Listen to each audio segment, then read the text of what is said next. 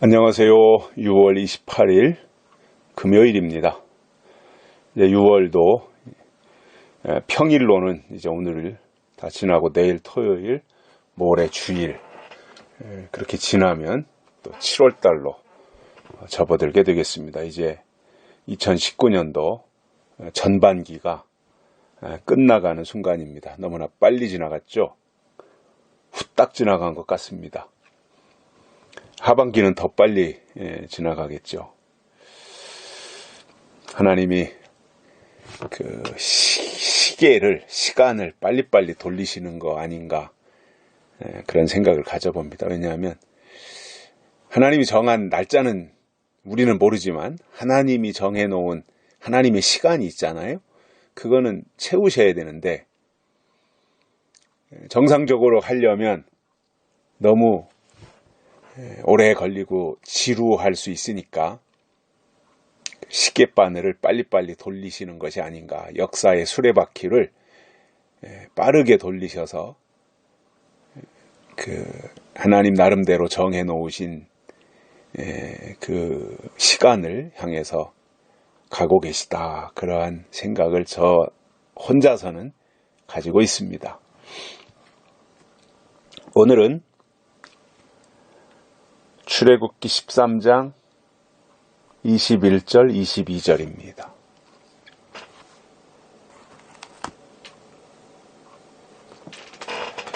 여호와께서 그들 앞에 행하사 낮에는 구름기둥으로 그들의 길을 인도하시고 밤에는 불기둥으로 그들에게 비치사 주야로 진행하게 하시니 낮에는 구름기둥 밤에는 불기둥이 백성 앞에서 떠나지 아니하니라. 아멘. 구름기둥, 불기둥, 이 하나님의 역사지요. 이게 이제 하나님의 임재를 나타내는 것이었습니다. 이스라엘 백성들이 요셉을 따라서 애굽 땅으로 들어가잖아요. 그리고 430년 동안 애굽 땅에서 거하게 되는데 그때는 하나님의 임재가 이렇게 실질적으로 나타나는 임재는 없었어요. 애굽에 있을 때는 하나님의 임재를 느끼지 못했어요. 또 하나님의 임재가 없었어요.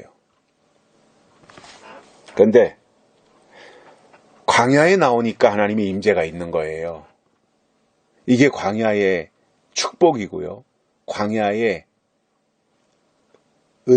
은총인 겁니다. 이게 광야예요. 그래서 신앙은요, 출애굽이 중요한 거예요. 애굽에 있으면서는 절대로 하나님의 임재 경험하지 못합니다. 임재가 없습니다. 죄송하지만 애굽 신앙에 있으면 하나님의 임재 없습니다. 그러나 하나님의 약속을 쫓아 출애굽을 하고 유월절을 지키고 그리고 모세의 인도함을 받고 광야에 나가면 드디어 하나님의 임재하심이 있다는 겁니다. 저는 지금 이 시대에도 출애굽을 해야 드디어 신앙이라고 생각합니다. 애굽을 떠나야 신앙입니다. 지금 이스라엘 백성들은 그 당시에 이집트, 바로 왕이 통치하는 이집트, 애굽이죠. 거기에서 종살이하고 있었지만 모세를 통해서 60만 3,550명이 출애굽을 하고 광야로 나가잖아요. 그때부터 드디어 하나님의 임재, 하나님과의 관계가 만들어진 거였어요. 지금도 마찬가지예요. 은혜 시대가 끝나고 나면 교회가 애굽이 됩니다. 그러면 약속을 잃어버리고 하나님께로 가야 될 영혼을 사로잡아 마귀 사탄에게 또는 거짓 선지자 적그리스도에게 바치려고 하는 이 악한 영들의 역사가 있잖아요. 마지막 때. 그래서 그것을 타도해야 되거든요. 분쇄시켜야 되거든요. 근데 그게 되냐 말이에요. 모세처럼 하나님의 특별한 사명을 받은 종이 나타나야 그 일을 이룰 수 있는 거잖아요. 그러니 마지막 때 교회가 애굽이 되어가고 목회자들이 바로 왕처럼 되면서 영적인 것은 다 상실하고 종으로 만들고 노예로 만드는 이 시대에 하나님의 약속을 쫓아 출애굽을 해서 광야로 나가는 이것이 하나님 앞에 신앙이라는 거예요. 여러분, 애굽에 있어서는 절대로 하나님의 임재 없습니다. 애굽이 어디냐? 제가 다시 얘기합니다. 애굽이 어디냐? 예언의 말씀, 약속의 말씀이 없으면 다 애굽입니다. 종 만드는 겁니다. 종. 하나님은 아들 만들려고 하는데, 아들 삼으려고 하는데 애굽 신앙은 종 만드는 거예요.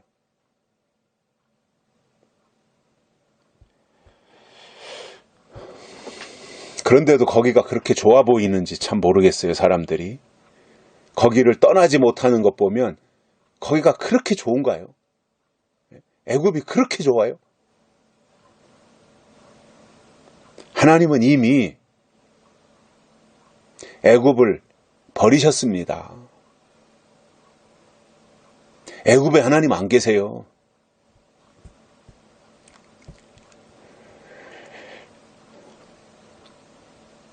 그러나 여러 가지 고충이 있고 어려움이 있고 애로사항이 있지만 애굽에서 더 이상 살면 안 된다. 애굽에는 약속이 없다. 애굽에서는 하나님의 아들 될 수 없다. 애굽에는 종살이밖에 못한다. 이제는 안 되겠다. 약속의 말씀으로 출애굽을 해야 되겠다. 이 거룩한 결단이 있으면 하나님이 그 영혼을 이끌고 광야신앙으로 나가십니다. 그러면 그때부터 드디어 하나님이 임재하십니다. 임재의 증거가 뭐예요? 구름기둥, 불기둥이에요. 낮에는 구름기둥, 밤에는 불기둥입니다. 그래서 그들의 길을 인도하신 거예요. 낮에는 사막이니까 덥잖아요. 구름으로 나타나셔서 덮어주신 거죠. 덥지 않게. 밤에는 또 사막 지역이 춥잖아요. 불기둥으로 나타나서 그들을 따뜻하게 해준 거죠. 그리고 그들의 길을 비춰주신 거죠. 잘 갈 수 있도록. 그래서 주야로 진행하게 하셨다 이거예요. 주야로 진행하게 하셨다. 우리가 신앙생활 하는 데 있어서요. 낮과 밤이 다르면 안 됩니다. 주야가 똑같아야 됩니다. 낮에 가지고 있는 생각, 밤에 가지고 있는 생각 다르면 안 됩니다. 어떤 사람은 아침 저녁으로 조석변하는 사람이 있는데 그렇게 되면 안 됩니다. 초지일관입니다. 특별히 하나님의 임재를 경험하는 구름기둥, 불기둥의 역사가 내 속에서, 내 신앙, 내 가슴 속에서 그 살아있는 하나님의 임재가 경험되어진다면 변하지 않는 거예요. 그대로 따라가는 거예요. 하나님이 알아서 하시는 거거든요. 하나님의 사람은 하나님의 역사 속에서, 하나님의 인도하심 속에서 하나님의 일들을 이루어가는 거거든요. 애굽에서는 자기 마음대로 할 수 있을지 몰라요. 제한적이지만 종이니까. 그래도 애굽에서는 제한적으로 뭔가 할 수 있었을 거예요. 그런데 하나님을 따라가면, 하나님의 인도함을 따라가면 젖과 꿀이 흐르고 훨씬 좋은 세상이 온다고 해서 따라 나갔더니 불편한 게 한두 가지 아니잖아요. 불편한 것이. 제일 불편한 게 뭐냐면 내 마음대로 못하는 게 제일 불편한 거였었던 거예요. 내가 쉬고 싶으면 쉬고 먹고 싶으면 먹고 이렇게 돼야 되는데 그렇게 하는 것을 이스라엘 백성들은 스스로 자기의 자유라고 생각했을 텐데 하나님이 생각하는 자유는 그게 아니었던 거죠. 하나님이 생각한 자유는 뭐예요? 하나님을 따라가는 자유였어요. 하나님이 멈추면 멈추고 하나님이 움직이면 같이 움직이고 이게 하나님이 보실 때 자유였던 거예요. 그런데 백성들이 볼 땐 그게 불편했던 거예요. 자기 마음대로 되는 일이 아니었기 때문에. 지금도 하나님 우리에게 원하시는 것이 그런 겁니다. 우리의 신앙 생활이 하나님에 의해서 되기를 원하시는 거예요. 근데 그게 쉽지 않죠. 순종이라고 하는 게 쉽지 않죠. 그 신앙의 이제 최고의 고점이라고 그래야 되나요? 최고 높은 신앙의 최고의 최고점, 신앙의 최고점이 뭐냐면 순종이거든요. 예수님은 하나님의 아들이시지만 그가 십자가에서 순종하신 거거든요. 최고의 자리예요. 순종이라는 게. 하나님 앞에 내 신앙과 내 믿음을 보여드릴 수 있는 최고점, 그게 순종이거든요. 그래서 우리가 신앙생활하는 데 있어서 하나님의 인도함을 따른다. 이게 순종이다 말이에요. 근데 그 순종은 내 생각이 있으면 순종이 잘 안 되는 거예요. 온전한 순종이 뭐냐면 온전히 하나님의 뜻이 있고 내 생각이 없는 거. 이게 온전한 순종이 될 수 있는 거예요. 요즘에 저는 그분에 대해서 자세히 모르지만 우연히 그분에 대해서 설명하는 것을 이제 들었는데 요즘 한기총 회장인 전광훈 목사님이 많이 이렇게 이제 우파 쪽에서는 주목을 받고 있잖아요. 청와대 앞에서 문재인 하야해라 12월 달까지. 이게 사실 참 굉장한 거거든요.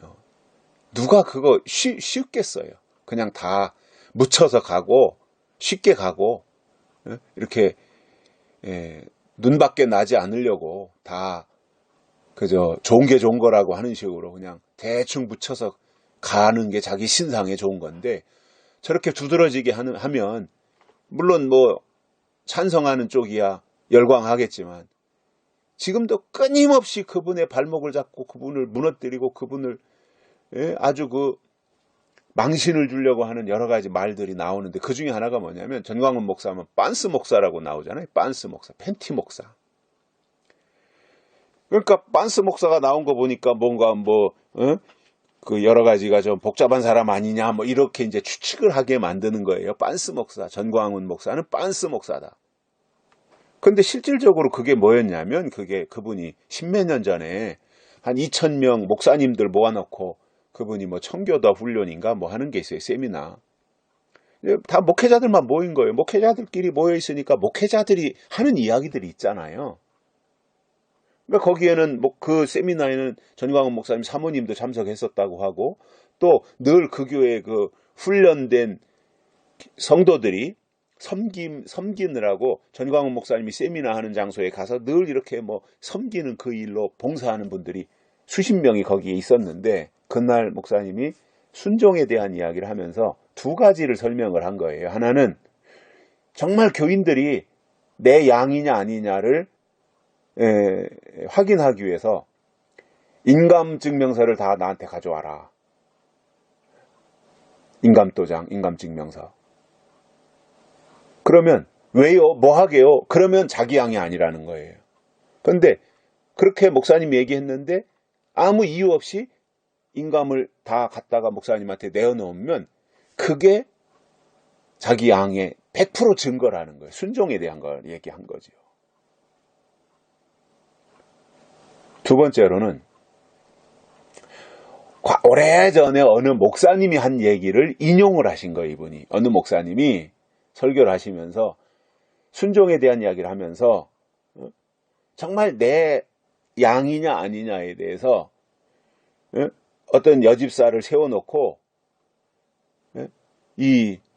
빤스를 바지를 내리고 빤스만 입으라고 했다든가 이런 식으로 이야기를 한 거예요. 이제 물론 적절한 건 아니라고 봐요. 적절한 예화는 아니었다. 근데 그게 자기가 그랬다는 것이 아니라 그 오래전에 어느 목사님이 교인들의 순종을 테스트하는데 그렇게 해서까지 정말 목사가 팬티만 입고 다 벗으라 라고 하는데도 벗을 정도가 돼야 그게 자기 양이다. 그것을 인용해서 말했던 거죠. 그런데 그거를 이제 나쁘게 말해가지고 빤스 목사다, 뭐 이게 좀 나쁘게 표현하는 이러한 표현이 됐는데, 그때 그 얘기를 안 했더라면 참 좋았을 텐데 그 얘기를 하면서 좀 이렇게 덤터기를 쓰고 있어요.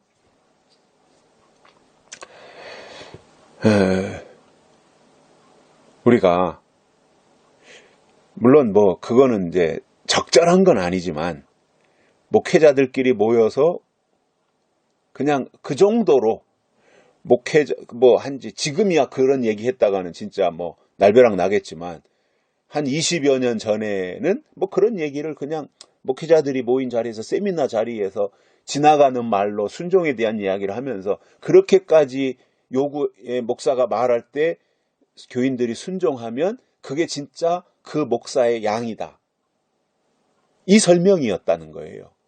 지금 그렇게 했다가는 큰일 나요. 그런 얘기하면 안 돼요. 지금 절대로. 근데 그분은 나쁜 의도로 그런 얘기를 한 것이 아니었고, 제가 생각할 때는 순종이 그렇게 부당한 요구하는 데까지도 순종하면 그런 사람들하고는 목회자가 일해볼 만하지 않냐, 그러한 의도였다고 저는 이해를 해요. 적절한 것은 아니었지만 의도 자체는 그랬을 것이다, 이렇게 생각을 해요. 뭐 제가 왜 뭐 그분을 변호해 주려고 하는 것보다는 순종이라고 하는 것이 결국은 내가 내 의지가 없을 정도로, 물론 부당한 것에 대해서까지 순종할 것은 아니지만, 아무튼 뭔가 이렇게 함께 공동체를 이루어서 하나님의 나라를 위해 헌신하려고 하는 이 사람들이 뭔가 하나님 앞에서 헌신하는 데 있어서는 숨기거나 감추거나 아니면은 자기의 어떤 틀이 있어서 그것을 깨뜨리지 않고는 같이 일할 수 없다라고 하는 것이 저는 순종의 궁극적인 모습이라고 봅니다. 완전히 내 틀, 내 사고, 내 어떤 방식, 이러한 것이 없이 하나님이 원하시면 무엇이든지 하겠습니다라고 하는 이 단계까지 가는 게 순종이라고 보거든요. 그럼 광야가 뭐냐? 순종을 훈련했던 곳이 광야예요. 구름기둥, 불기둥, 이 순종의 훈련이거든요. 구름기둥 움직이면 가고 불기둥이 멈추면 서고, 이게 순종의 훈련이에요, 광야가. 지금도 마찬가지예요. 우리가 지금 광야길을 가요. 마지막 광야를 걸어가고 있어요. 출애굽하면 광야잖아요. 영적 출애굽을 하고 나면 영적 광야인 거거든요. 그 광야는 뭐냐? 결국은 순종의 훈련이에요. 그래서 하나님께서 이스라엘 백성들 이렇게 훈련시키면서 낮에는 구름기둥, 밤에는 불기둥이 백성 앞에서 떠나지 아니하니라, 항상 있었다는 거죠. 그러니까 하나님의 임재는 항상 있는 것인데, 그 하나님의 임재를 내가 순종으로 받아들일 거냐, 아니면 내 생각을 앞세워서 내가 이해되는 것만 순종하고 이해되지 않는 것은 불순종하는 상태로 갈 것이냐, 여기에 의해서 좌우되는 것이다, 이렇게 봅니다. 광야는 순종을 훈련하는 곳입니다. 그래서 광야에서 순종으로 훈련하고 하나님에 의하여서 새로운 피조물로 새로 지으심을 받은 자들이 가나안 땅에 들어가는 거예요. 그 정점에 순종이 있다라고 하는 것을 기억하시고, 출애굽기가 그러한 의도를 포함하고 있다라고 하는 것으로 인식하고, 오늘 또 믿음으로 승리하고 하나님 앞에 순종으로 길들여지는 복된 하루가 되시기를 바랍니다. 여기까지 합니다. 감사합니다.